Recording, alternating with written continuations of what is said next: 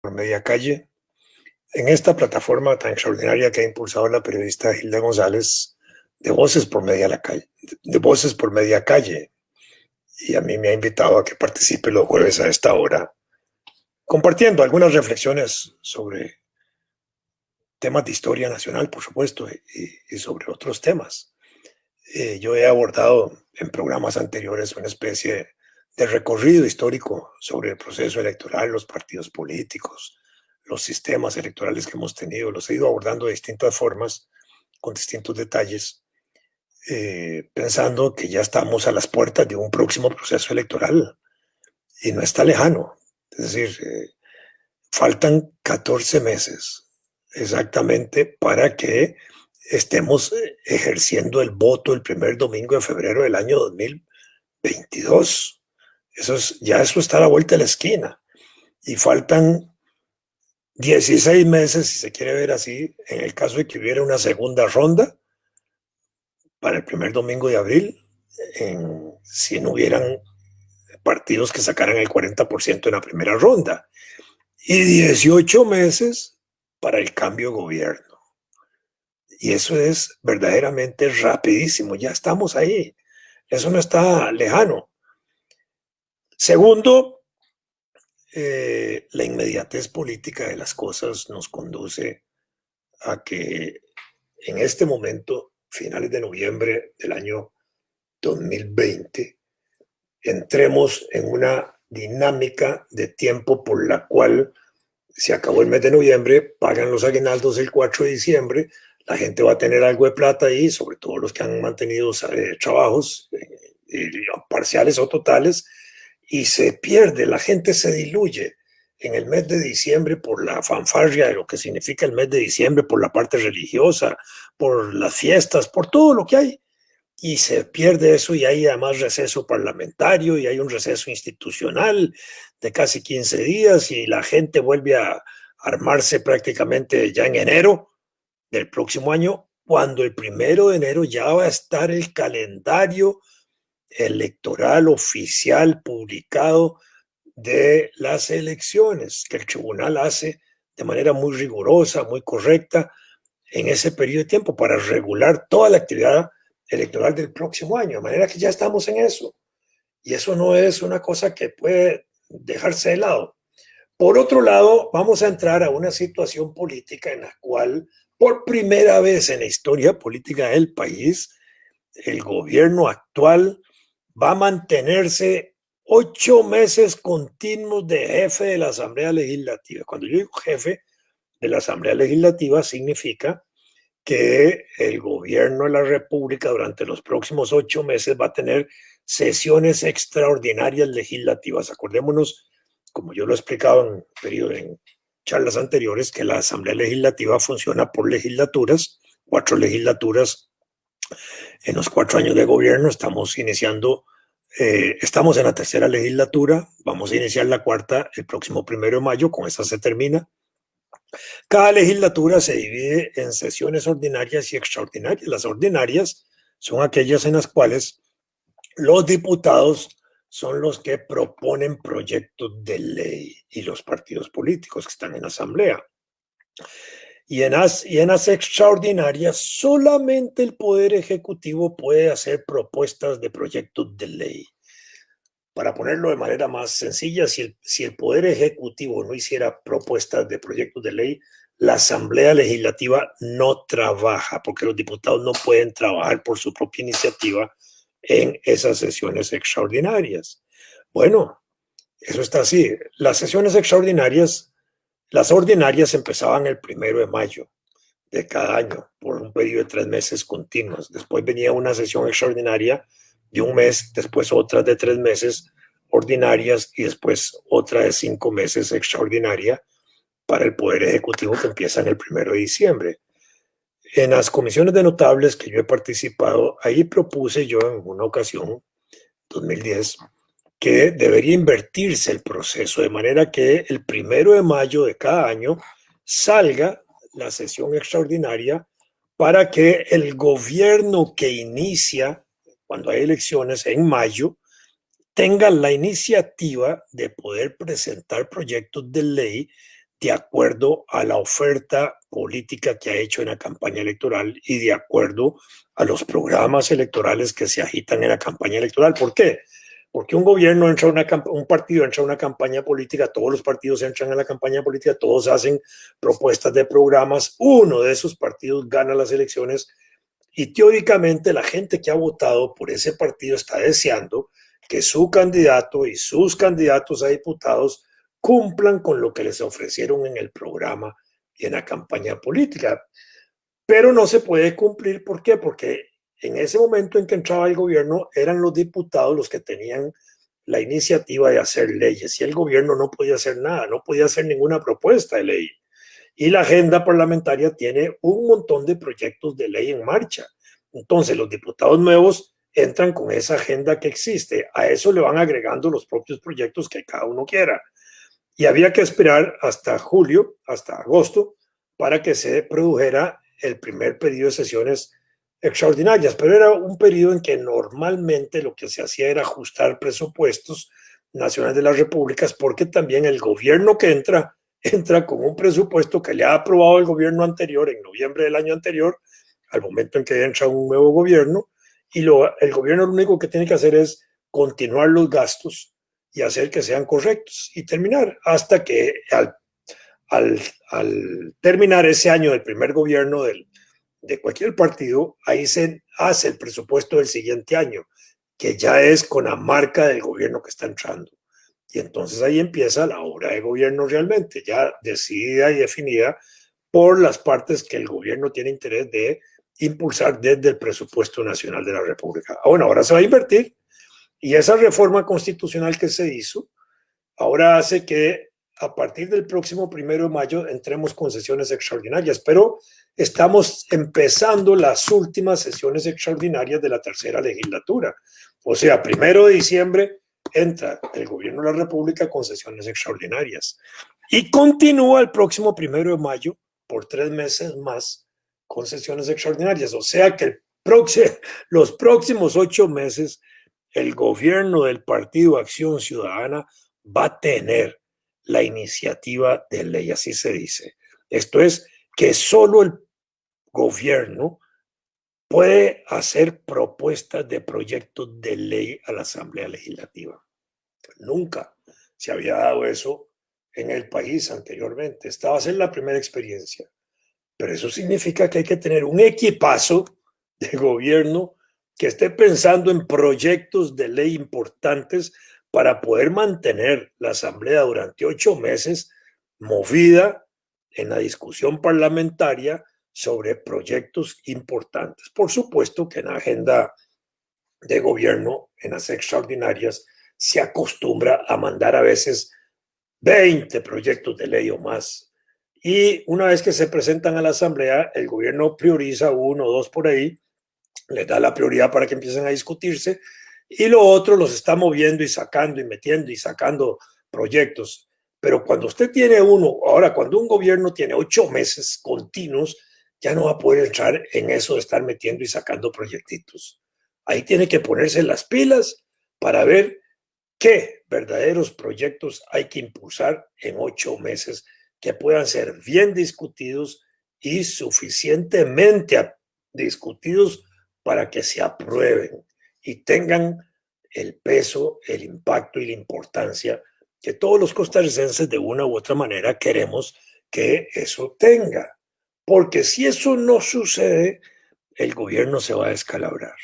Y lo digo con toda franqueza. Si el gobierno no está preparado para entender que vienen 8 meses donde solo ellos pueden estar proponiendo proyectos de ley y no tienen una agenda correcta de proyectos de ley, nos puede llevar la trampa. Podemos estar en el borde de un despeñadero a punto de dar un paso al frente. Esa es la situación que tenemos en este momento.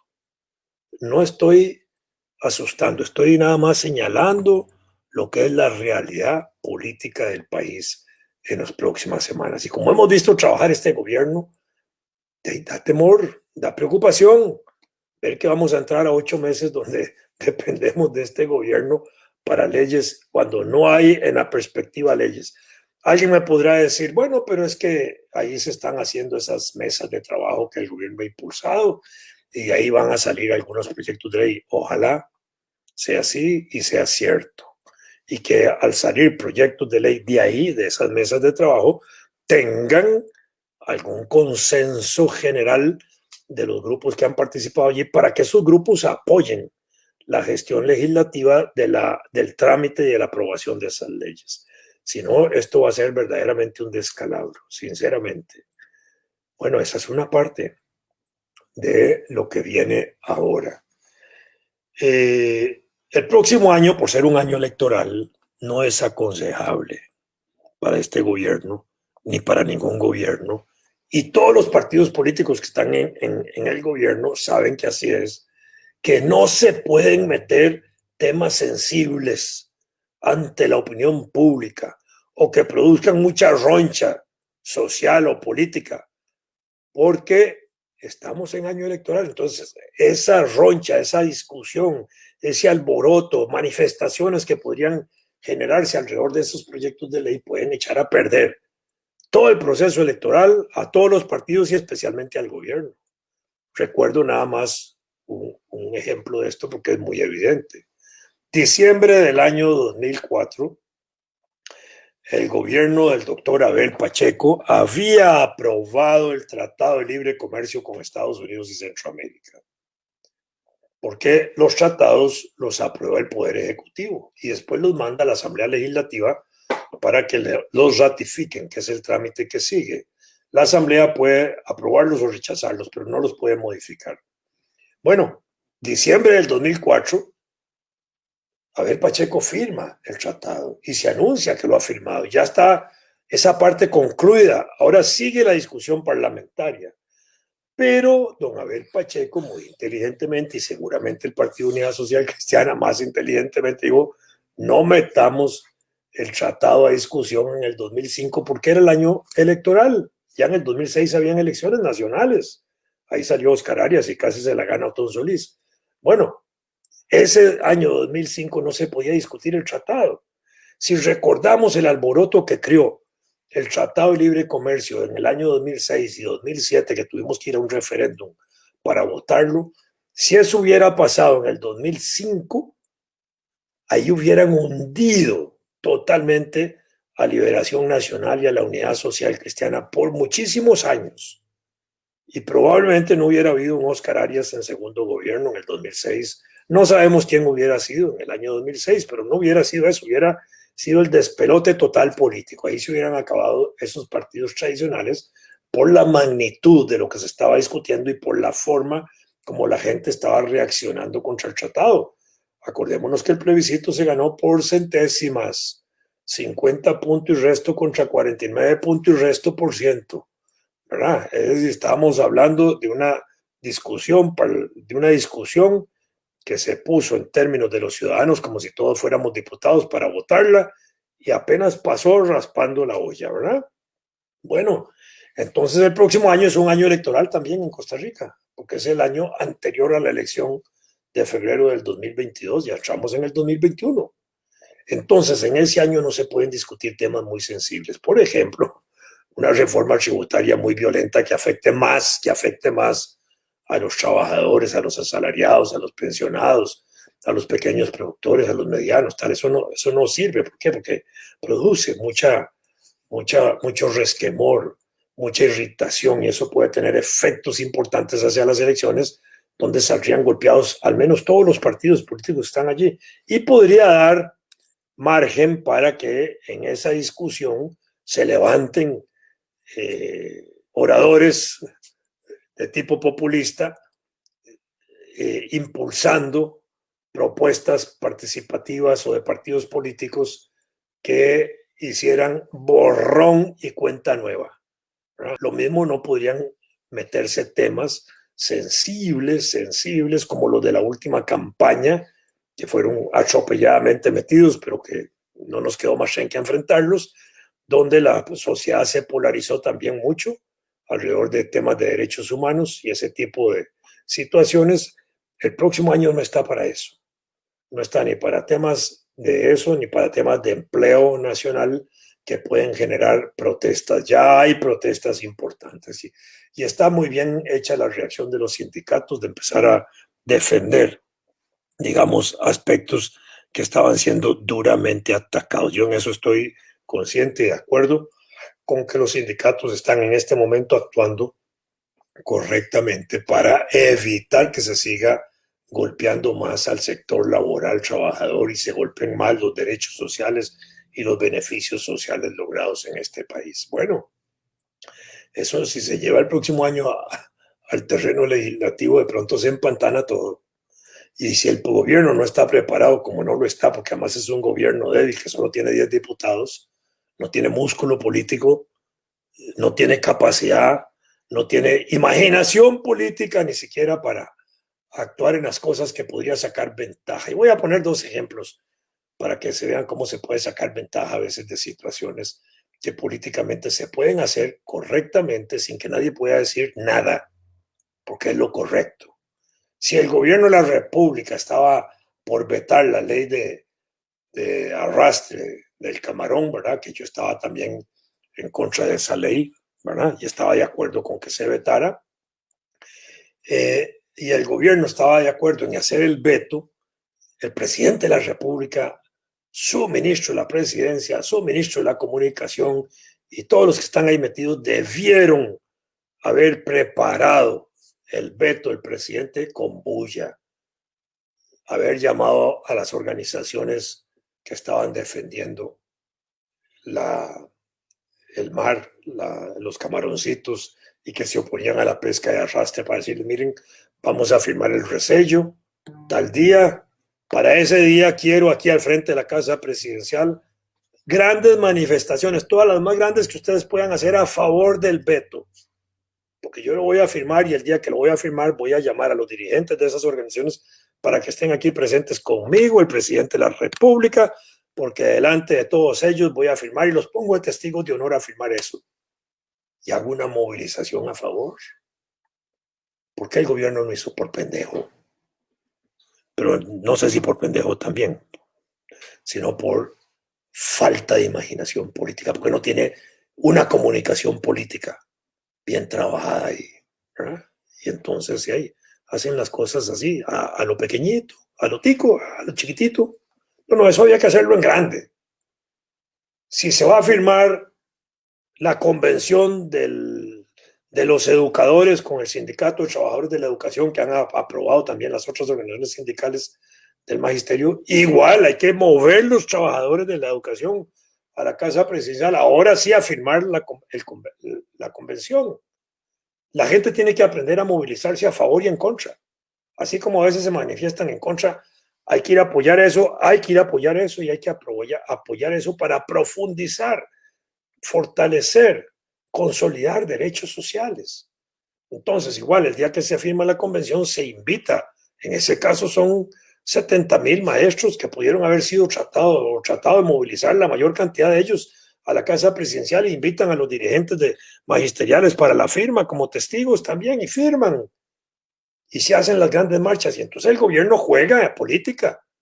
Y eso no es politiquería, eso es política, real política, política a lo grande, que le ayuda también al gobierno a tener esa compensación de buena y mala imagen, porque hey, la acción del gobierno es de esa manera, hace cosas buenas y ahí se le tienen que alabar, hace cosas malas, se le tienen que criticar. Y la gente tiene que aprender a apoyar lo que hay que apoyar y a criticar lo que hay que criticar. Y eso es así, la vida política es así. Nosotros desgraciadamente no hemos aprovechado la vida política para educar en ese sentido, de saber cuándo apoyar y cuándo no apoyar, ¿verdad? Y tener la madurez política, la cultura política, la educación ciudadana y cívica para podernos movilizar a favor de un gobierno, si hay que hacerlo, y en contra de ese mismo gobierno, si también hay que hacerlo, sin que eso signifique ningún deterioro moral para cada uno de nosotros. ¿Por qué? Porque lo que estamos haciendo es actuando de manera consecuente con las cosas que creemos correctas. Creemos correcto que hay que apoyar esto, apoyamos al gobierno. Creemos incorrecto eso, criticamos al gobierno. Y entonces actuamos como debe ser. Bueno, entonces ahora vienen 8 meses con algunas leyes que están en este trámite final de las sesiones ordinarias que terminan ahora el 1 de diciembre de la Asamblea Legislativa, que si no se aprueban ahora, si el gobierno las quiere meter en diciembre, enero y febrero y hasta julio del próximo año, se le pueden enredar sus propios mecates y embarriala todo el escenario político electoral del próximo año. Aquí es donde el gobierno necesita sensatez, imaginación, inteligencia para saber cuáles son las leyes importantes que debe impulsar desde la Asamblea Legislativa en estos próximos 8 meses, que le produzcan al gobierno rédito. Y por supuesto, nadie va a estar pensando que el gobierno no quiera sacar ventaja de eso. Por supuesto, ¿por qué? Porque después del 31 de julio, siguen los meses de sesiones ordinarias que se pegan con el mes de octubre del próximo año, que es el año electoral, donde empiezan ya las elecciones, y todo el mundo va a tener las baterías contra el gobierno. Todos los partidos políticos de Costa Rica que quieran participar con candidatos presidenciales, ¿cuál va a ser el objetivo de esos partidos? Sacar a Carlos Alvarado y sacar al gobierno del PAC, del Poder Ejecutivo, y llegar a ellos, otros partidos. Entonces, aún bajo las sesiones extraordinarias que van a empezar ahora, las baterías de los partidos se orientan a estarle dando palo al gobierno. Por eso también las leyes tienen que ser de mucha calidad, de mucha sensatez, que puedan producir alianzas, compromisos con esos partidos que están en la Asamblea Legislativa, que no puedan ofuscarse esos partidos ni enredarse atacando al gobierno, sino que hay que atraerlos a votar conjuntamente. Eso es táctico, eso es estratégico, y eso es correcto hacerlo desde el punto de vista de la política, de la real política, de la política de la realidad nacional. Bueno, a eso es a lo que estamos ahorita metidos. Entonces entramos ahora a un periodo político cualitativamente nuevo en el país. El año preelectoral inmediato, con un periodo de sesiones extraordinarias que llegan hasta 31 de julio, donde el gobierno va a tener que lucirse con proyectos de ley, tratando de no embarrialar el escenario electoral, porque ese, si lo embarriala, el que va a salir perdiendo sobre todas las cosas es el Partido Acción Ciudadana y por supuesto el presidente de la República. Y el presidente de la República no son billetes de 50,000 pesos para caerle bien a todo el mundo. Y ahí puede caerle bien y puede caerle mal a todo el mundo. Efectivamente, son los actos. El que no hace cosas no es obviamente enjuiciado y tampoco criticado y tampoco avalado. En el gobierno hay que estar haciendo cosas, y al hacer esas cosas, lo que son las acciones políticas, la ejecución de políticas de gobierno, se puede quedar mal con algunos sectores y con otros muy bien. Y ese es el juego. No se queda bien con todo el mundo en acción de gobierno, ¿no? Hay sectores que normalmente quedan insatisfechos de la propia acción del gobierno. ¿Por qué? Porque el gobierno es también un gobierno de intereses y se hacen políticas para favorecer a un conjunto de intereses sin la intención de perjudicar a los otros, pero hay sectores que se sienten no beneficiados y al sentirse no beneficiados se sienten perjudicados y atacados y entonces actúan en reacción. Y esa es la vida política. Bueno, ahí estamos. Ahorita están todos los partidos políticos nuestros ya afinando machetes y afilando cuchillos y limpiando las armas, ¿verdad? Preparándose para la contienda que viene, por supuesto. Ahorita entramos, 1 de diciembre, a un escenario nuevo, difícil para este gobierno. Quizás difícil para cualquier otro gobierno, pero tal vez otros gobiernos con más experiencia de gobiernos anteriores. La Unidad tuvo 6 gobiernos, Liberación ha tenido 9 gobiernos, tienen más experiencia en eso, les hubiera permitido, y más equipos de gobierno, con lo cual les permitiría armar mejor una estrategia legislativa de 8 meses de estar proponiendo leyes que tienen que ser sustantivas. ¿Ah? Bueno, eso va a ser así. Entonces, porque el año electoral tienen que cuidarlo todos los partidos lo cuidan para no embarriarse y echar a perder todo, a perder, sobre todo con sucesos sorpresivos de temas del día que pueden convertirse en detonantes que se convierten a la vez en el principal tema de una campaña electoral y aglutinan. Así como se aglutinaron los partidos religiosos alrededor del matrimonio de uniones de un mismo sexo y ese tipo de cosas en el gobierno, en el proceso anterior electoral, en este momento no tienen esos temas como temas importantes. Y las elecciones municipales demostraron que esos partidos no tenían temas nacionales que agitar, incluso les fue pésimo, casi no eligieron nada.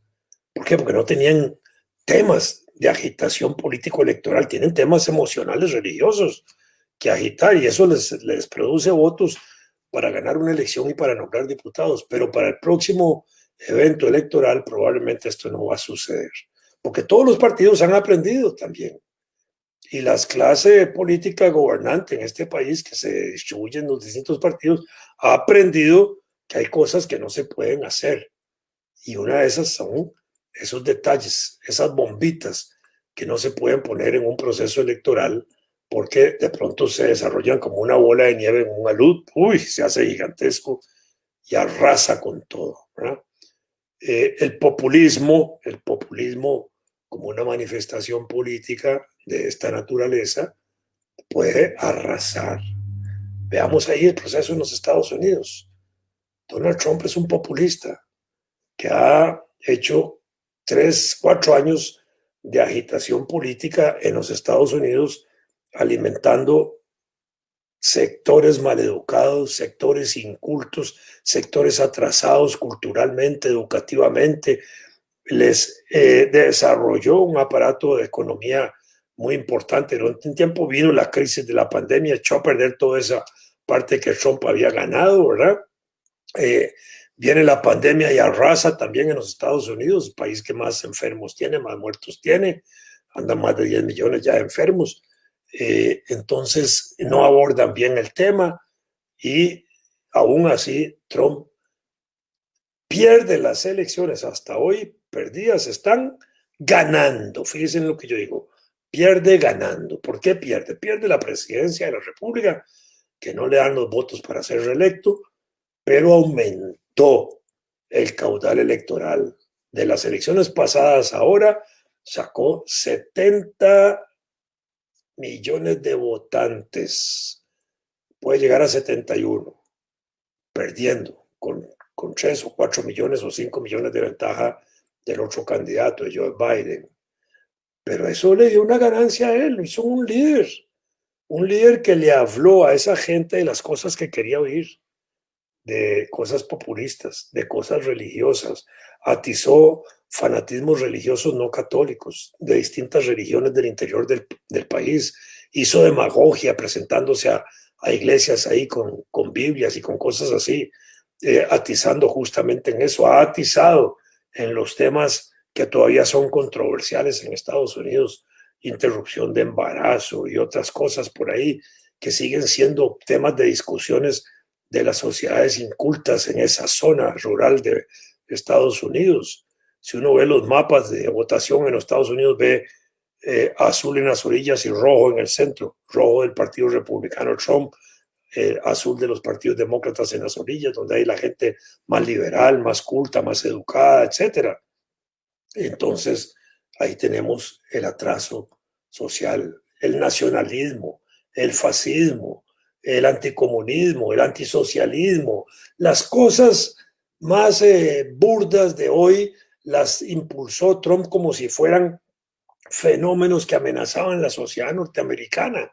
Se ubicó en la década de 1950, de la posguerra, del macartismo anticomunista que había en Estados Unidos, exaltando esos sentimientos de temor y de odio y de duda frente a un futuro y además señalando, digamos, las posibilidades de un fraude electoral que no sucedía en Estados Unidos y era muy difícil que sucediera y entonces por ahí atizó y logró aglutinar 70 millones de votantes alrededor suyo, convirtiéndolo en el líder político más importante del Partido Republicano. Ningún líder político del Partido Republicano, ningún candidato a la presidencia del Partido Republicano se haya convertido en ese líder fáctico de hecho que tiene hoy Estados Unidos, desde esos sectores conservadores, esos sectores de derecha, esos sectores nacionalistas, esos sectores fascistas que hay en Estados Unidos y que los aglutinó Trump y aglutinó sectores de la clase pobre, de los negros, de los latinos, de todos esos sectores que tradicionalmente se podría pensar que no votaban por esas posiciones, pero no es así. ¿Por qué? Porque esos sectores de gente pobre, de latinos, de negros, de esa multiculturalidad que hay ahí en Estados Unidos, que también tiene pobreza, participa también de esas corrientes nacionalistas, anticomunistas, antisocialistas, fascistas, etcétera, de los supremacistas blancos, combinados con los movimientos de negros que apoyan a Trump. Esa es una cosa rarísima, pero funciona en Estados Unidos. Bueno, eso es lo que tenemos. Y en ese sentido, aquí puede suceder algo parecido, donde se mezclan esos valores, esos sentimientos. Dichosamente, hasta ahora pareciera no levantar mucho las orejas esos lobos, pero no faltará algún lobito que por ahí esté creciendo en estos meses y afilando también cuchillos y hachas y machetes y limpiando armas para prepararse para la campaña electoral próxima. Bueno, ahí estamos nosotros a las puertas de ese proceso. Ojalá que en Costa Rica no se desarrolle una corriente tipo Trump, pero hay expresiones de eso en el país, por supuesto que sí. No son los partidos liberales que están aquí, algunos de ellos, ¿verdad? En ese sentido. Tal vez el único parecido en ese sentido podría ser Otto Guevara, digámoslo. Pienso en voz alta de esa forma. Los otros dos liberales, Natalia Díaz y Eric Feinsack, no creo que anden en ese camino. Tienen otros planteamientos. Liberales sí, pero otros planteamientos. Pero ese populismo así rancio de esa manera, yo creo que no se va a lanzar de esa forma. Pienso igualmente en que pueden aparecer populistas por los temas y por la forma arenguera de discurso público que se puede hacer contra políticos, contra partidos políticos, contra la política, contra la democracia, contra las instituciones, porque hay gente en Costa Rica que está deseosa de tener gobierno con cierto autoritarismo, como lo quiere tener Trump. Cuando Trump en los Estados Unidos, el presidente de la República de los Estados Unidos solo puede gobernar un periodo de 8 años continuo o 2 periodos, no más de 8 años. Eso está regulado así como desde 1964 que se establecieron reformas para que no se permitiera que hubiera más de 3 gobiernos de una misma persona, 2 gobiernos lo más. O sea que si Trump ahora pierde, podría volverse a lanzar en el 24 en Estados Unidos. Y eso es lo que él está preparando. Tiene mucha plata, la suficiente plata para mantener su campaña electoral para el 2024. Tiene televisión, radio y otras cosas propias que puede impulsarlas como grandes tribunas y como una gran tribuna frente al nuevo gobierno que emerja.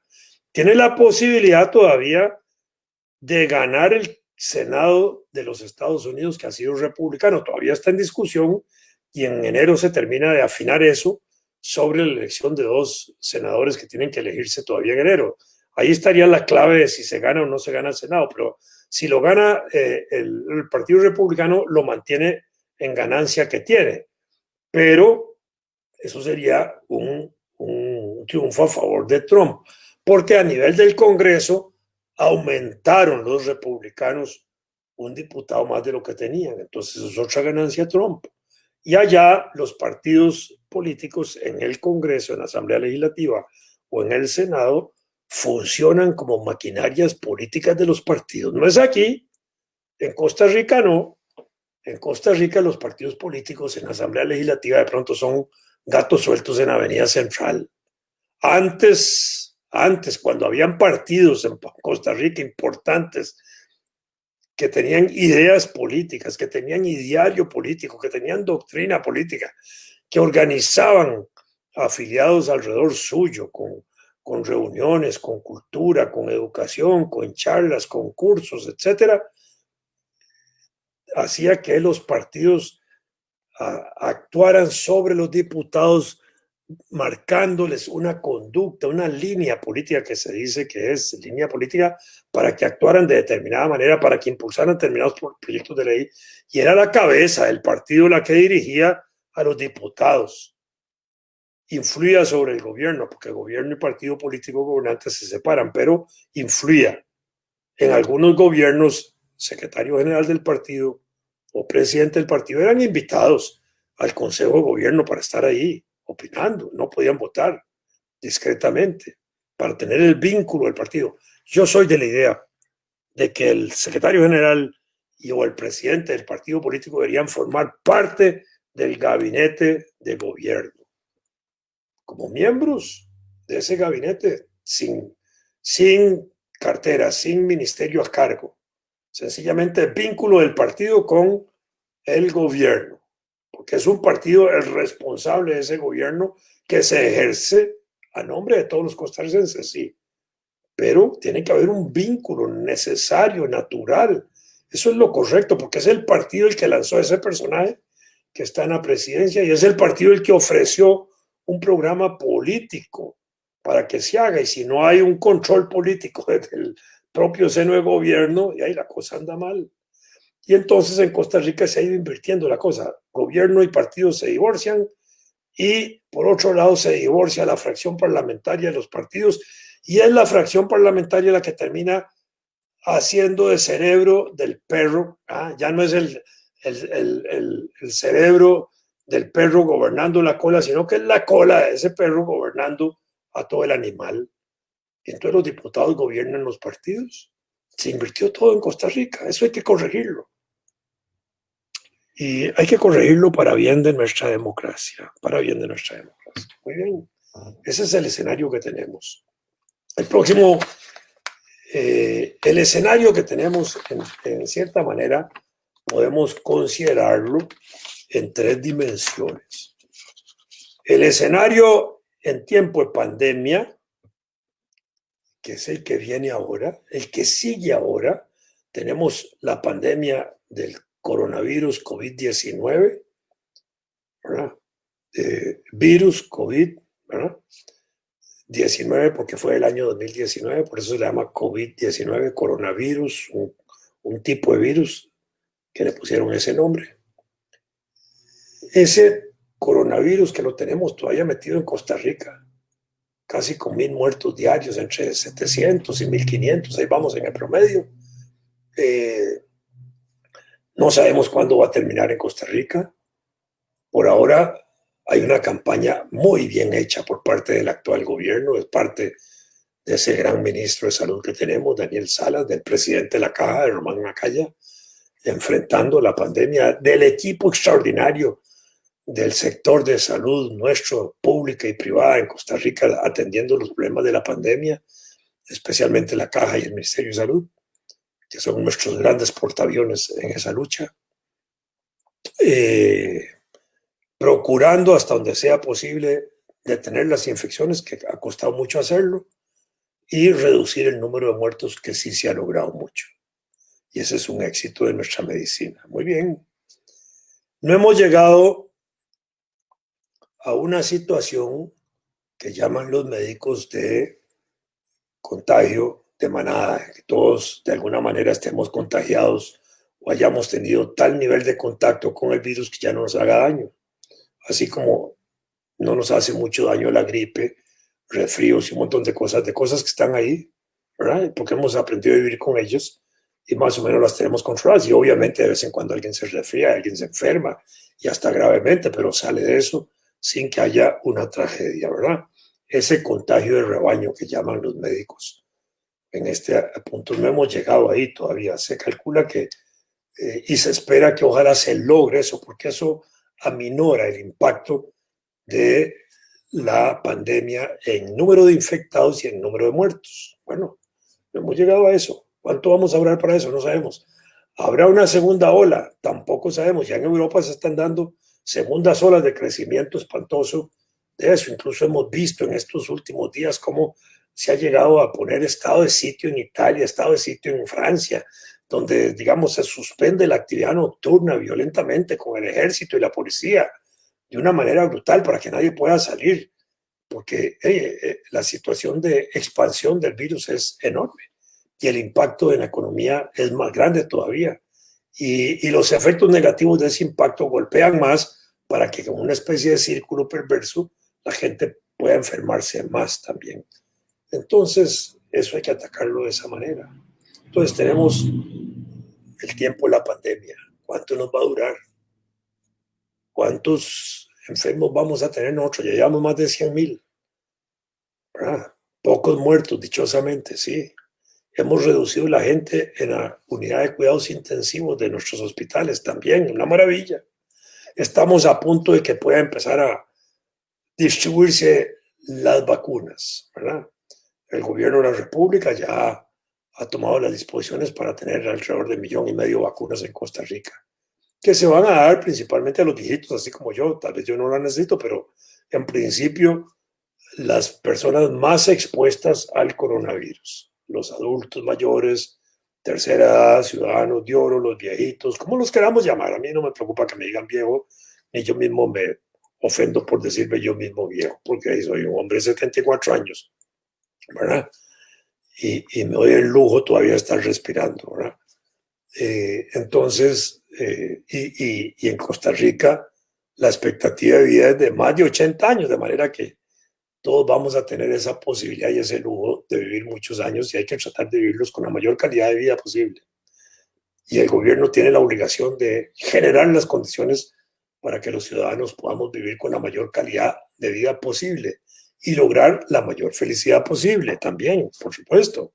Bueno, entonces, pandemia, tiempo de pandemia, ese es el tiempo en que estamos ahora. Ese es el gran paraguas nuestro, que puede llegar a las elecciones del 2022. Puede llegar, probablemente con los espacios abiertos que se han generado ahora de apertura, donde ya todo el mundo puede salir, donde se ha educado la gente. Eso es muy importante reconocerlo para andar con los bozales o las mascarillas o las máscaras en la calle. En todos los lugares públicos hay que entrar con eso, en los supermercados, en todo lado hay que entrar con eso para proteger a las otras personas, no tanto para protegerse uno, va a proteger a los otros. Eso se hace para proteger al otro. Por supuesto, indirectamente también se protege uno. Bueno, si eso lo logramos desarrollar todavía con más fuerza, más vamos a enfrentar la pandemia y mejor vamos a salir parados de esa situación. Pero por ahora, ese es el marco general que va a meter todo el proceso político a partir de ahora hasta las elecciones del 2022. Elecciones en pandemia. Muy bien.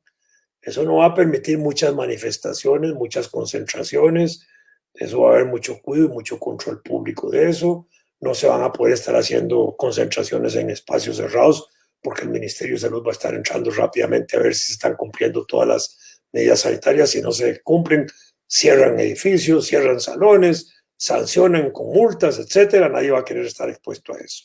Además de que la gente se puede enfermar y los candidatos a puestos de elección popular, que para las elecciones próximas van a ser un montón, como 3,000 puestos salen en elección entre diputados. Bueno, son 57 diputados y presidente y 2 vicepresidentes, pero cuando se presentan 20 y pico de partidos con 57 diputados cada uno, y ahí, no con 57 diputados, la lista de candidatos es mayor porque se presentan listas completas, como si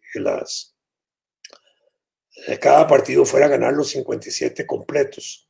Pero para eso tiene que presentar cerca de 100 y pico de candidatos para todas las provincias. Y eso por todos los partidos, al final son 3,000 y pico de candidatos los que se postulan y se mueven y también tienen que cuidarse de no contagiarse, ¿verdad?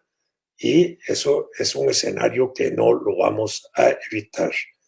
Con casi 5,5 millones de habitantes para el 2022 y con 3,5 millones de votantes, vamos a tener ahí un escenario fuerte. Y de esos 3,5 millones de votantes, vamos a tener 1,5 millones de personas en pobreza. Eso es importante. ¿Ah? Vamos a tener de aquí al 22, si las cosas no mejoran, cerca de 700,000 desempleados. Vamos a tener menos mujeres trabajando como asalariadas. Si hasta hace un año teníamos 700,000, ahorita andamos en 600,000 por ahí, de pronto vamos a tener 500,000. Y si antes teníamos 350,000 cabezas de familia, mujeres que trabajaban como asalariadas, que eran el principal ingreso de sus hogares, aun cuando tenían esposo o compañero, ahora tenemos 275,000 y dentro de un año podríamos tener 250,000 o menos. Y el número de desempleados creciendo, lo cual crea una bomba social, porque entonces vamos a tener 400,000 desempleados que no tienen apoyo económico familiar de una mujer, una esposa, una madre, una hija, todas ellas juntas. Bueno, ese es el panorama que estamos viendo. A eso sumémosle los desclasados, los que salen de la clase social, de la clase media, que van para abajo, que los están empujando a que sean clase pobre. Y algunos hasta los están tratando de meter en la clase de extrema pobreza. Porque esa clase de extrema pobreza y esa clase de pobreza, que es bastante, que va a llegar al 30% de la población, ya, bueno, ya está en el orden del 30%, tenemos un 10% de extrema pobreza y tenemos un casi 30% de pobreza. Estamos en índices muy altos de pobreza general del país y ahí metemos la clase media y la comprimimos junto con esos otros grupos, vamos a tener pobreza del 50-60% generalizada en el país. Y cuando la gente es pobre y sale a la calle no tiene mucho que perder, solo tiene cosas para ganar de su lucha, de su organización, de sus protestas y también de lo que le digan al oído, porque toda esa gente al final le van a hablar al oído y la gente va a estar ahí oyendo y parando las orejotas a ver cuál candidato le dice mejores cosas y en cuál tratar de creer y confiar. Puede no creerse, pero se puede tratar de confiar en que este candidato, con las tonterías que dice, me puede ayudar a resolver las cosas. Porque así se va a resolver en mucho el proceso electoral próximo, con cantos de sirena, con cantos de lo que la gente quiere oír respecto al deterioro de la vida, del costo de la vida, de los salarios, de los ingresos, de las pensiones, del crecimiento de la pobreza extrema, del deterioro de la clase media, de los muchachos que yendo a colegios privados van a tener que devolverse a colegios públicos, lo que significa para ellos un bajonazo social y para sus familias también. Ya se habla de que cerca de 20,000 familias están viendo a ver cómo sacan a sus niños y jóvenes de los colegios privados porque ya no los pueden pagar y tienen que irse al colegio público. Y cuando los metan al colegio público, esa es una presión contra los jóvenes que estaban ahí, de los sectores populares, pobres y clases medias bajas, que van a ver cómo se acomodan todos. Y probablemente va a haber un estrujamiento que hace que los sectores más pobres de ese grupo salgan del colegio y queden sin educación. Y cuando en un país se ha dicho que tener nivel de quinto año es estar en el nivel de pobreza y tener nivel de primer año de la universidad es estar sobre la pobreza, y cuando tenemos casi 150,000 jóvenes que ya no van a entrar a la escuela ni al colegio, estamos mandando todo eso más a la pobreza y estrujando más. Esa es la situación del país, es muy triste. Y no hablemos ya de la comida. Si antes habían un porcentual muy alto de personas que solo comían una vez al día, en este periodo de la pandemia probablemente hay personas que coman día por medio, una vez, y también niños y mujeres. Y entonces hay que afinar, hay que fortalecer políticas sociales.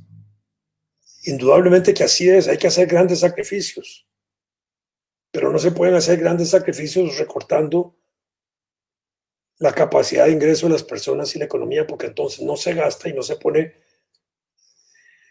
a dinamizar la economía. Si usted no tiene plata, no puede comprar, el que vende tampoco puede vender y se va creando un círculo vicioso de catástrofe económica en ese sentido y de empobrecimiento general. Va a haber gente que sale sobre esta crisis, sí, hay gente que sale bien, Hay personas de las clases altas que, aunque sufran un poquito la crisis, no se deterioran tanto. Y algunos en la crisis salen más ricos, porque también la vida económica, curiosamente, produce que en una situación de crisis donde hay una tendencia a la pobreza, haya también una tendencia para que un pequeño grupo se enriquezca más. Porque la pobreza en Costa Rica y en muchas partes del mundo también es un gran negocio. Y se mantienen los pobres como gran negocio. ¿Podría alguien pensar que sacar pobres a la clase media y elevarlos un poquito también puede ser un buen negocio? Sí, puede ser un buen negocio, pero también es un gran negocio tener pobres, porque los salarios son más baratos. Cuando usted tiene 600,000 personas desocupadas, tiene una escala de salarios, y de pronto usted, pequeño empresario o mediano empresario o gran empresario, dice, tengo 50 trabajos. El salario va a ser, por poner un ejemplo, 100,000 colones. Yo no tengo ingreso. Pienso que con 100,000 colones me la puedo jugar. Pero como sé que hay 600,000 personas compitiendo por ese salario, yo voy a decirle al patrón, no, mire, señor, yo le puedo trabajar a usted por 90,000, no por los 100,000 que usted me hace. Pero aparecerá otro que dirá, mire, yo lo puedo hacer por 85,000 y otro por 80,000. Y entonces empieza la lucha de los salarios a la baja, no a la alta. La lucha social de los trabajadores ha sido siempre levantar los salarios, levantar las pensiones para que la gente también viva mejor. No es reducirlas, no es restringirlas. Pero cuando aquí están metiendo tijera por todo eso, están haciendo que la gente la empujen, así como meterla en un balde hacia abajo, apretando a esos sectores medios que les están reduciendo ingresos, que les han reducido salarios porque les han rebajado jornadas o porque los han despedido, metiéndolos ahí a la fuerza al tarro de los pobres y de los de la extrema pobreza. Ese es el panorama en tiempos de pandemia. Tiempo de gobierno, ya lo expliqué, 14 meses para la elección, 16 meses para elegir el nuevo gobierno, sesiones extraordinarias hasta el 31 de julio, donde hay que ver qué va a hacer el gobierno, qué nos va a proponer, ¿verdad? Y después, porque de todo este tiempo de gobierno, la realidad se reduce ahora no a esos 16 meses para el nuevo gobierno, para asumir nuevo gobierno, sino que se reduce en la práctica a 8 meses o a 10 meses, digámoslo así, de enero a octubre. ¿Por qué? Porque ahorita entra, como dije, el fin de año, las fiestas de fin de año distorsionan mucho. Empecemos en enero y las suspensiones de labores por el fin de año, por todas las cosas que hay, y empezamos en enero, pero enero el gobierno va a tener 8 meses, bueno, 7 meses hasta el 31 de julio en ese momento, pero después hasta octubre de tiempo real para hacer cosas, porque después viene la campaña electoral y eso distorsiona mucho todo. Todo el mundo entra en la campaña electoral, las instituciones, los candidatos, los funcionarios públicos, todo el mundo, y se diluyó todo. Entonces, el tiempo real de gobierno es de aquí a octubre, aún metiendo noviembre y diciembre de este año, de aquí a octubre. Si ahí no se hacen las cosas, ya no se hicieron. Todo lo demás se quedará para el año 2022. Ok. Entonces ahora viene el tiempo ahora realmente electoral. ¿Qué hacer para el proceso electoral? Partidos políticos, organizarlos, prepararlos, cumplir con todos los requisitos que necesitan los partidos políticos para empujar su proceso electoral, presentarse a tiempo, tener asambleas nacionales, tener candidatos, todo eso, tiempo electoral, escoger candidatos, darle oportunidad a sectores sociales para que tengan candidatos dentro de esos partidos, que ahora es una tendencia.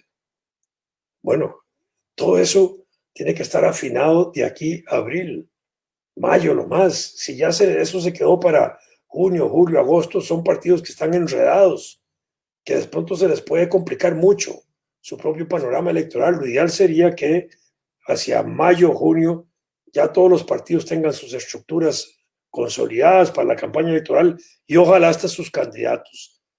ya conocidos para que empiecen a hacer campaña, para que empiecen a moverse, para que empiecen a visitar comunidades, para que la gente los empiece a conocer, para que la gente los empiece a investigar también, de si son gente correcta, honesta, honrada, ¿ah?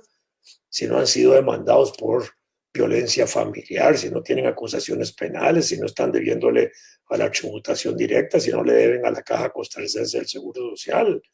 Es decir, gente que sea correcta en el todo sentido de lo que debe ser un funcionario público. Bueno, esos son los tres tiempos que yo estoy viendo en este momento: el tiempo de pandemia, tiempo de gobierno y tiempo electoral. Eso es lo que estamos entrando en este momento. Y hay que entrar también con alegría, pensando que ojalá de todo este proceso salgamos mejor, porque no podemos esperar salir peor, ni podemos desear salir peor. Cuando entra un gobierno, nada más podemos desearle a ese gobierno que salga lo mejor parado posible, porque si ese gobierno sale bien, todos salimos bien. Si un gobierno sale mal, todos salimos mal. Entonces, cuando nos aprestamos para una próxima campaña electoral, pues debemos aprestarnos con la buena intención de que todo lo que hagamos sea en esa buena dirección de salir lo mejor posible el próximo año. Muy buenas noches.